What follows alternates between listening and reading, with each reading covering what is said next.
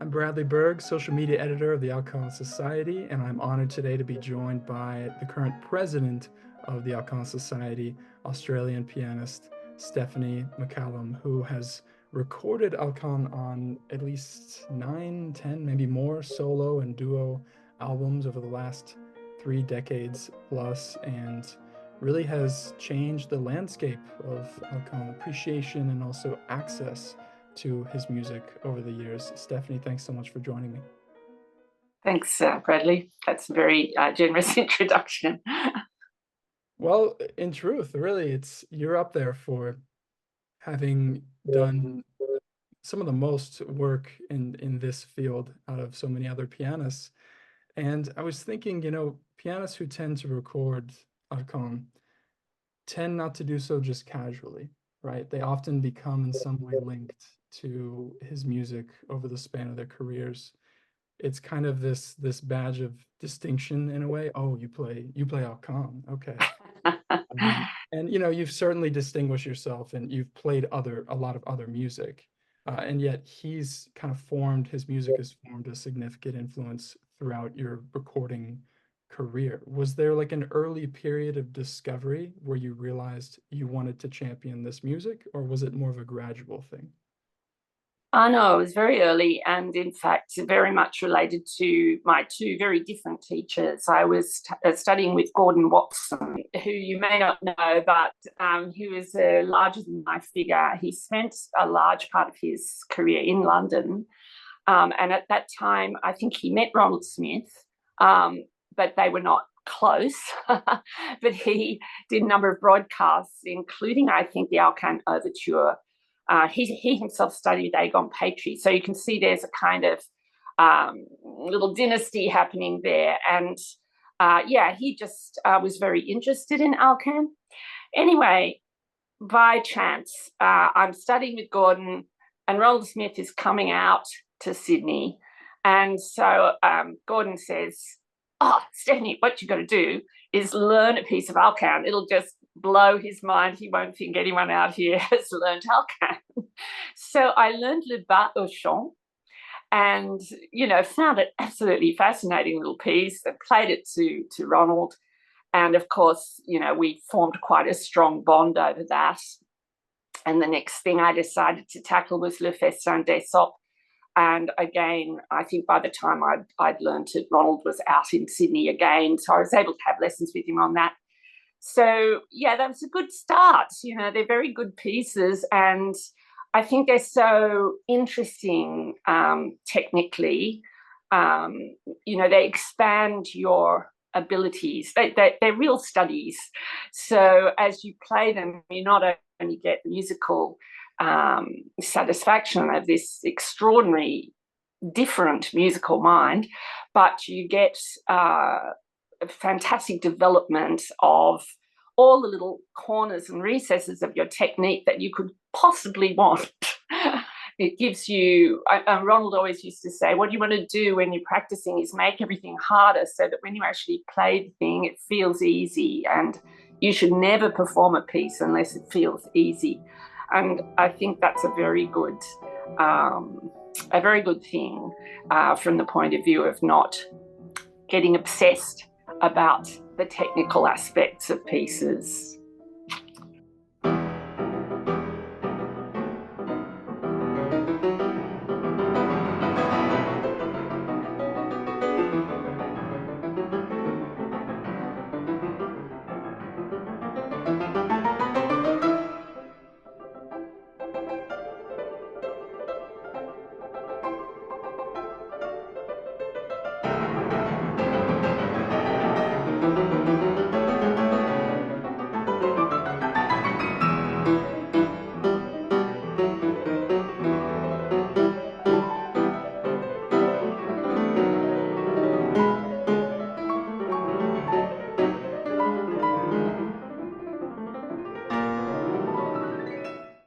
Yeah, and it's certainly easier said than done in solo works, Yeah, right? You have things like yeah, the concerto, which I saw. Was that your first solo album? Was the concerto and the Opus 70 chant?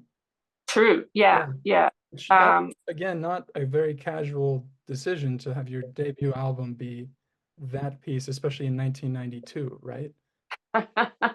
no, I was really obsessed with that piece, and I played it in a concert here.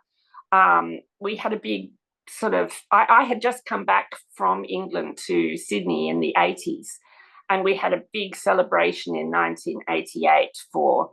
Um, well, what would it be? It would be the bicentenary of the English settlement, I suppose, of Australia, and so I decided to do a concert with the solo concerto of Alkan, and I paired it with the Bach Italian concerto, and it was in Sydney Town Hall. It was quite a big sort of event, and yeah, so it was following on from that I decided to record it. We had a young, struggling radio station, community radio station out here, and they wanted to start their own label. So I said, okay, let's do this. And yeah, it was the first time I recorded it, but of course, I subsequently recorded it for ABC Classics later on in a slightly more sophisticated recording setup. Yeah.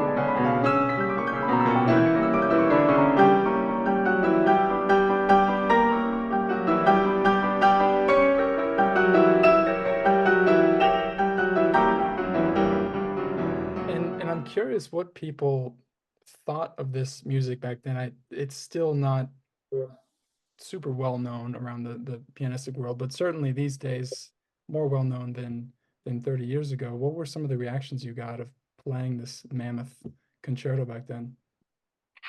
Um, well, uh, I guess I had the previous experiences of Sydney listeners to Ronald's playing. Hmm. And I'm pretty sure he played the concerto out here, and that I, obviously planned to learn it because of that. Um, and so, it wasn't unknown by the time I played it. And also, before I had done the concerto, I think that the first thing I did when I got back was the Trois Grandes Etudes um, of Alkan, because I had just done a Wigmore Hall concert with them.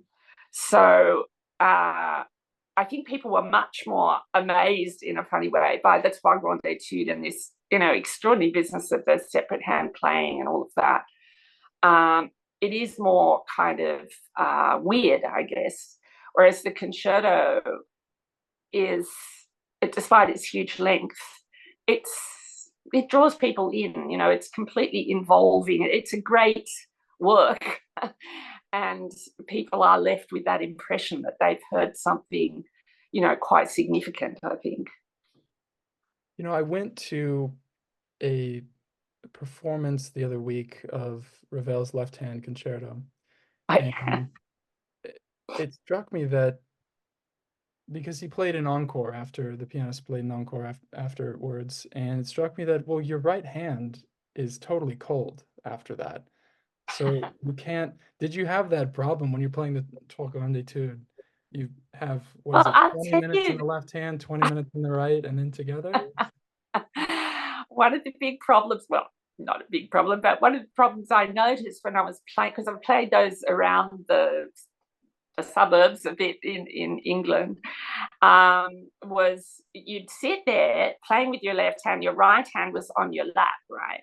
So depending on the fabric of your dress, you would sweat into your dress through Yeah. your right hand, and you'd stand up and there would be this patch on your dress. That's one of the things that used to distress me a little. So it's a question of finding the right dress. But yeah, Or a it is towel to great. have under your hand. Yeah, Yeah.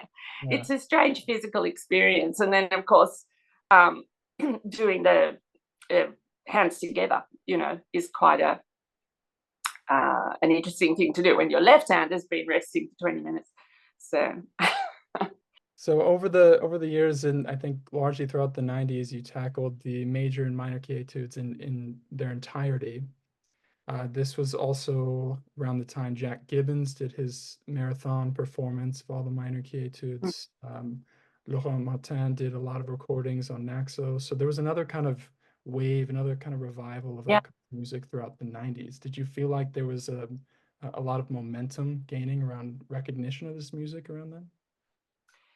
I did. And I think, particularly when the competition started to take up Festin des Sobres and Grand Sonate and things like that, that sort of, I guess, exposes it to the piano technophiles, who get interested in the whole sort of display of the technical difficulties and so on.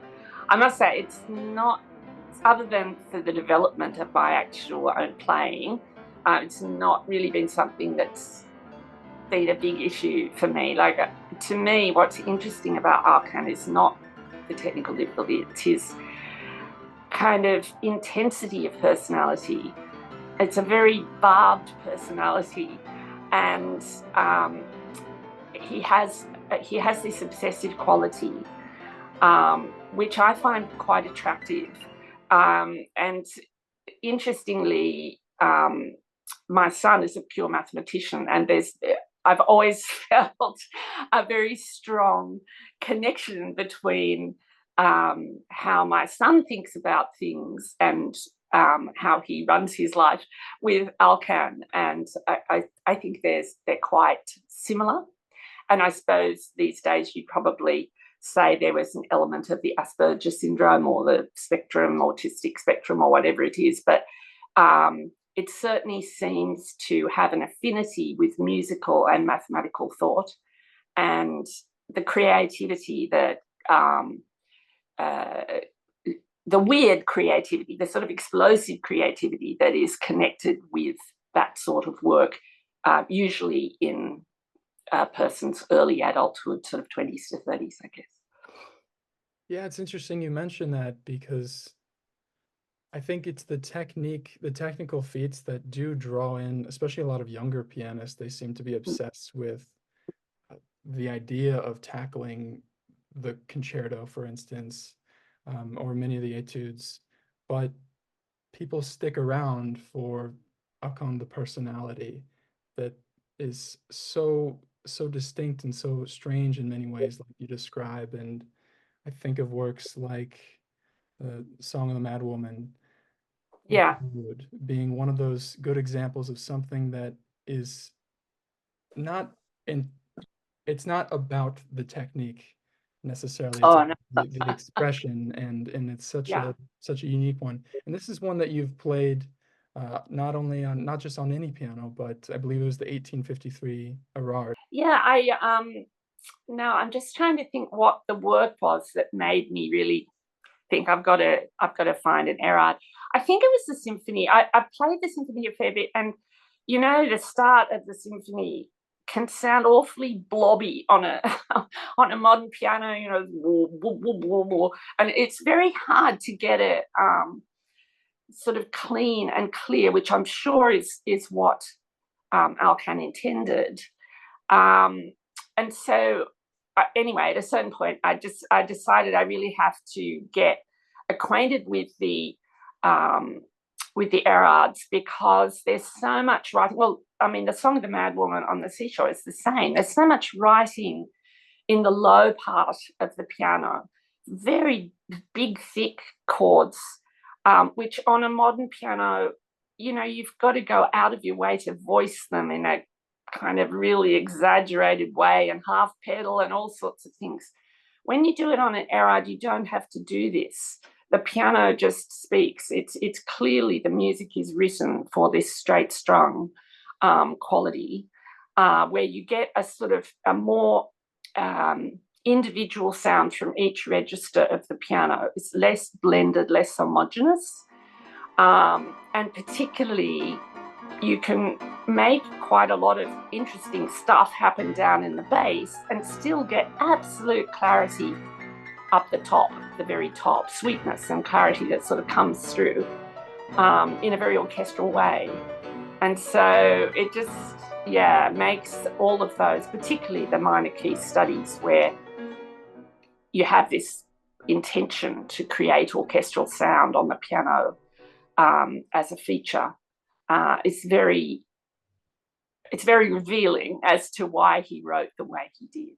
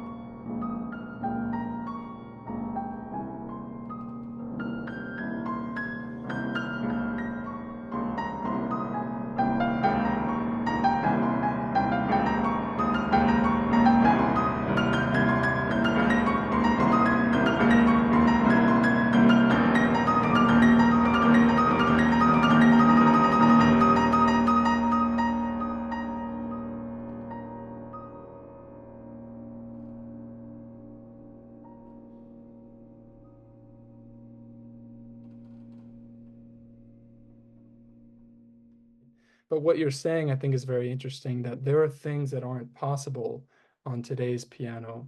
Even though you do get some trade-offs, there are certainly qualities of those historical Erards that you can achieve effects, you can achieve colors and sounds that a modern piano would not reproduce. I think that's true. I think in particular, one of the things I've been enjoying so much is the duet work with Erin Helyard. And it's in particular, you know, with duet work where you get this extreme density across the range of the keyboard. One of the pieces that I think, you know, people just thought, oh, there's no point in playing it on a modern piano, was the Le Prophète Overture, Alkan's transcription of the Meyerbeer. And when we did it on these, I think the one we recorded it on was 1847. Beautiful instrument, and just the sound coming to life, and everything down in the bass, stuff like the evocation of drum rolls, you know, with trills and all sorts of things going on down the bass, while there were these really important piccolo melodies or something going on up the top, and being able to hear it all and control it was just fascinating, to get that sort of range in the sound. Same with, not that we did it on that disc, but I think later we did the duet version of the cello sonata finale, the Saltarell. Fantastic clarity that you get out of these instruments with everything. You can hear everything. And suddenly the pedal, you can use it a lot more freely without it becoming unbalanced.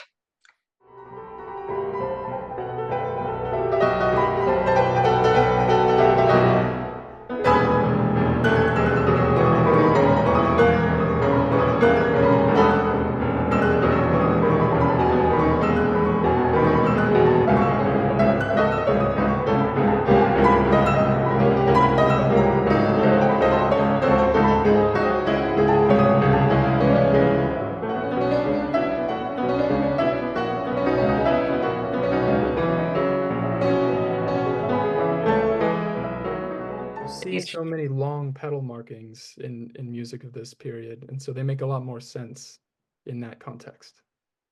I do, and I think also, well, one having gone into this and having worked with Aaron Helyard, whose normal area is earlier, so we between the two of us, we had quite a lot of knowledge across that break or across that evolutionary period of the piano, where so many huge changes were made, and the Erard was a huge leap forward in terms of just having a big instrument with a warm, strong, long-lasting sound, but also having the double escapement, because Erard invented that in the 1820s, and that must have made, I think, a really big difference to the way people expected to hear legato. So I often say to my students, when you're playing up to 1820, the default position of the pedal is up, but after that, the default position of the pedal is down. So you're basically allowing air in through the pedal to a certain extent, up to a point. Obviously, you have a big range of textures you can do, but there was an expectation, I think, afterwards of a more ubiquitous pedaling to create a better legato, and the ability to get a better legato through the fact that you had double escapement on repeating notes, and also, just the quality of the long-lasting quality of the sound, rather than this rather crisp Viennese sound that you get before that. So on one of your duo albums with Aaron Helyard, you actually performed on three different Erards. One I think from the 30s, 40s, and 90s, or Yeah, was the 50s yeah. one in there? Can you kind of describe the development in the pianos from that maker, just based on those three instruments? Was there a significant change, or did they stay relatively constant? The pianos had all the same characteristics of size, warmth of sounds, control of the action, and so on.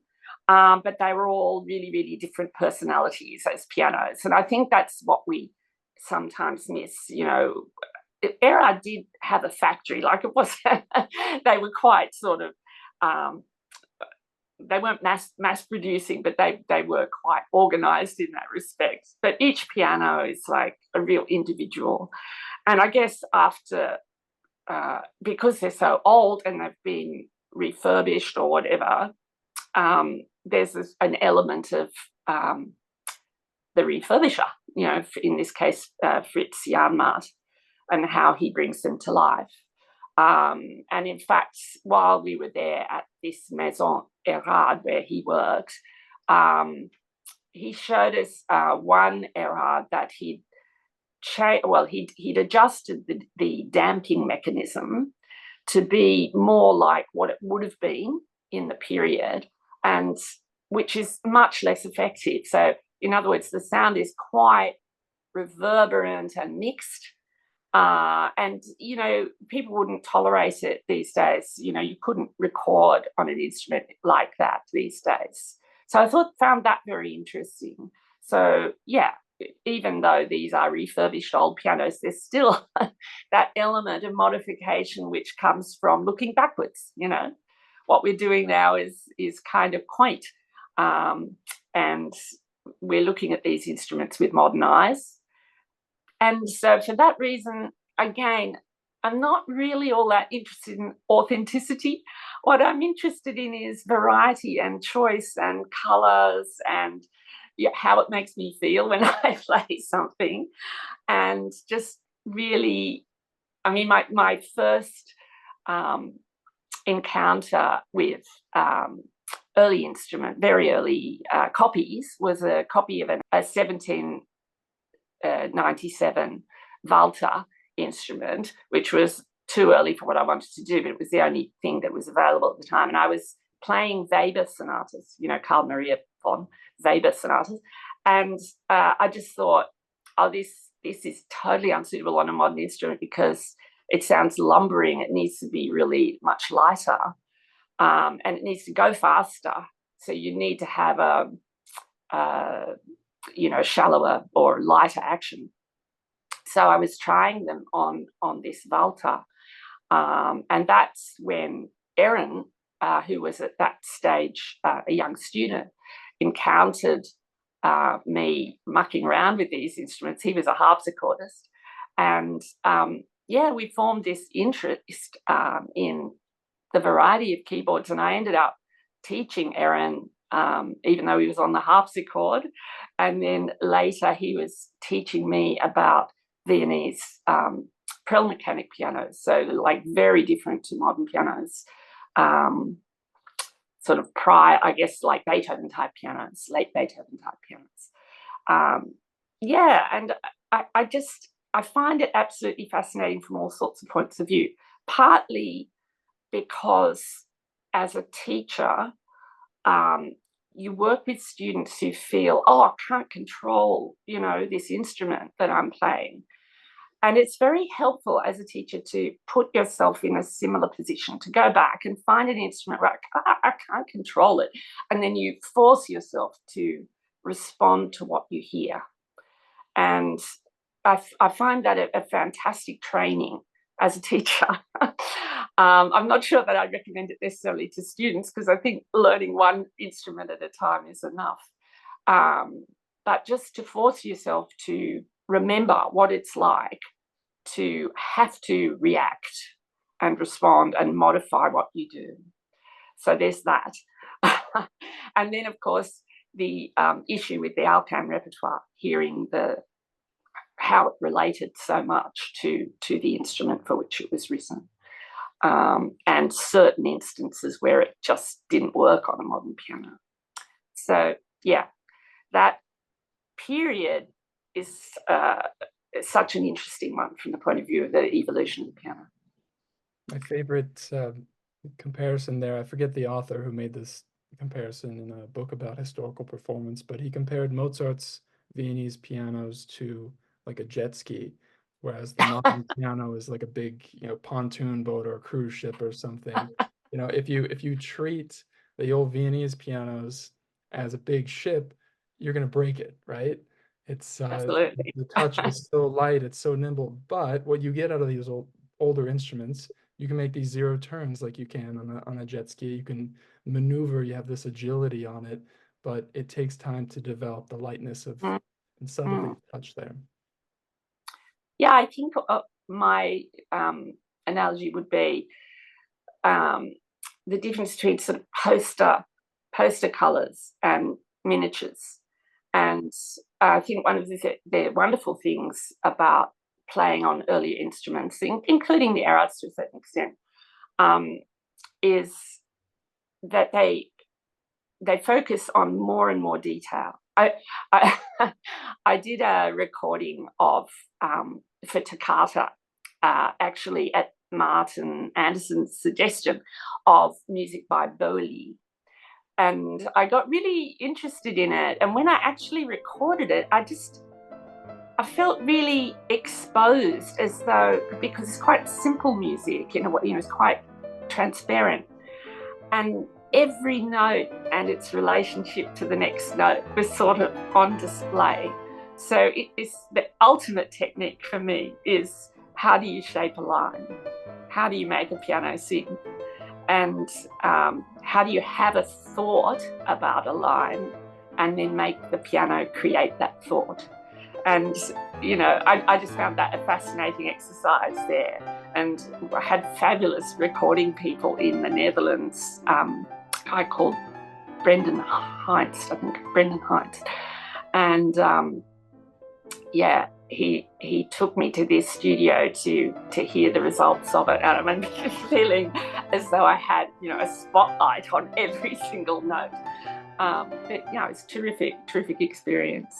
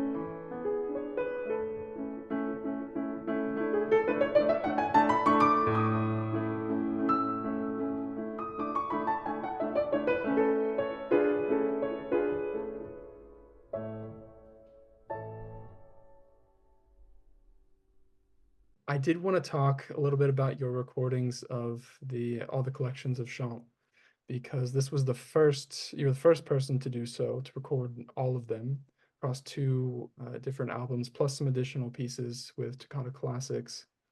And this aspect of his personality that you mentioned earlier, the obsessiveness, the very distinguished imagination, really, I think, comes to light throughout these really songs without words, even though he didn't call them those, and they were modeled after Mendelssohn's, but really were his own thing, and they also unfold across his career, across a long span of time. So what an interesting project to record all of them at once.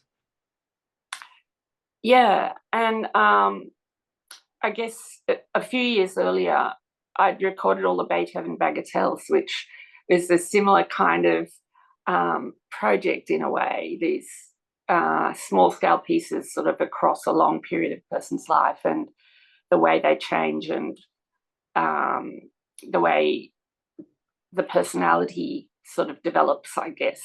But with the Alkan, yeah, they're very extreme pieces, I think, in many cases.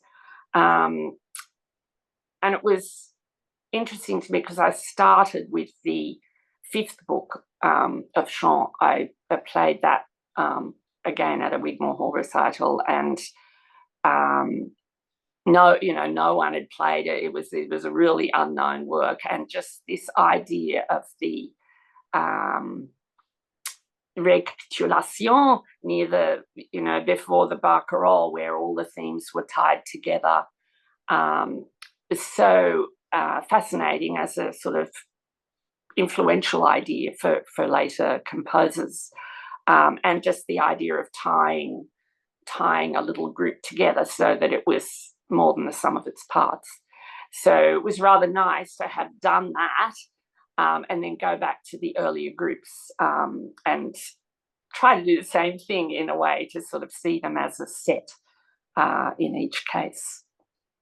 But yeah, this business of the duality of his ideas is very much on display in the chant.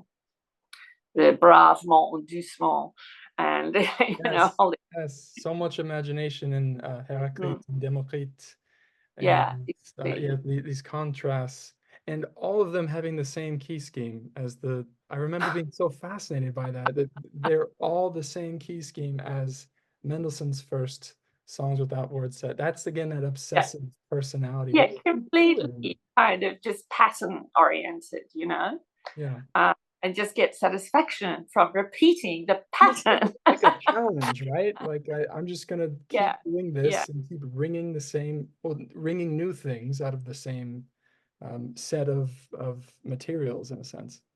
yeah, exactly. Yeah. It's this idea of having restrictions around what you do to sort of increase your creativity within those parameters. I found myself drawn to that Opus 70 set, the last one, and it's one of the last uh, solo piano works we think that he wrote. And you, of course, started with that one in your first solo album. You said you performed it at Wigmore Hall. Do you find that it's the most compelling as a set, especially due to that sort of recapitulation, that improvisatory culmination at the end there? I do, because I think it's got a couple of like really, really good pieces in it. I mean, the barcarolle is for me just divine. I just the most wonderful sort of leave taking in a way. I love the passage, the Italian passage at the end, where it comes in the major in the thirds, Yeah. um, and then the rolling chromatic scales through to the end, very like the end of the first movement of the symphony. Um, and even the opening of it, which is so hard to play, with the gondolier's call and then the bells and everything, it's so evocative. And yeah, I think it's a real little mini masterpiece, that. And of course, it's set up so brilliantly by the recapitulation, sort of introducing it, if you like. Then the other piece in that set that I think is underplayed is the second. I know it's very weird, it's got the cross rhythm, like a continuous cross rhythm and so on. But I find it really expressive, and there's a wildness to it, a wildness to the free rhythm, and it's very Jewish, I think, in the sort of style of songs. It's a real song. So I love that one. And then, of course, that set also has La Voix d'un Instrument, which I think, along with that earlier barcarolle you mentioned, is one of the pieces that young people love to play, that's quite accessible, and very attractive, and an interesting texture. And the scherzo coro, despite the fact that it has one of those rather obsessive trios, is also, I think, a beautifully shaped and crafted piece. Mm. Yeah, I recall Ronald Smith having some reservations about the first movement. I find it very beautiful, this song, but I think he said in the biography that it would take a very compelling performance to bring it off. Yeah, it's a challenge. And it's a difficult texture. It's the way he's couched it between the hands, and the way you would pedal it to make the line work, means that your hands are quite extended a lot of the time, which makes it quite hard to control. But the main difficulty, I think, is to characterize these sort of cries, which are interruptions. They're so strange, like a little rip in this texture. So you build the texture. It's a very modernist concept, I think. You build this very romantic sort of traditional texture, and then you kind of rip it apart for a minute. Quite hard to manage effectively.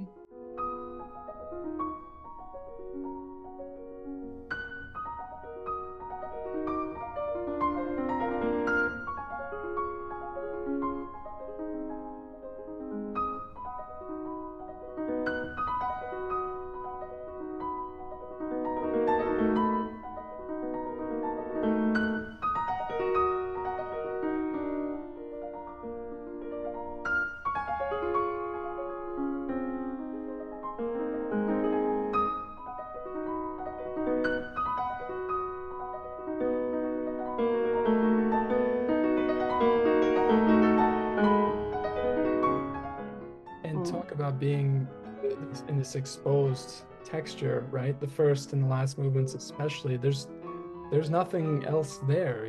It's just that very central thing that you're playing, and it's drawing all of the attention. And yeah, it seems like this piece would benefit from a recording on an older art, perhaps.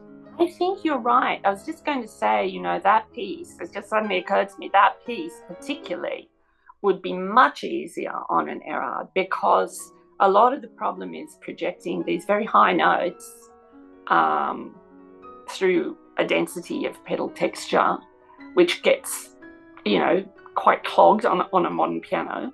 And I think they would cut through better. I think you'd get more sweetness and more body in the upper sound.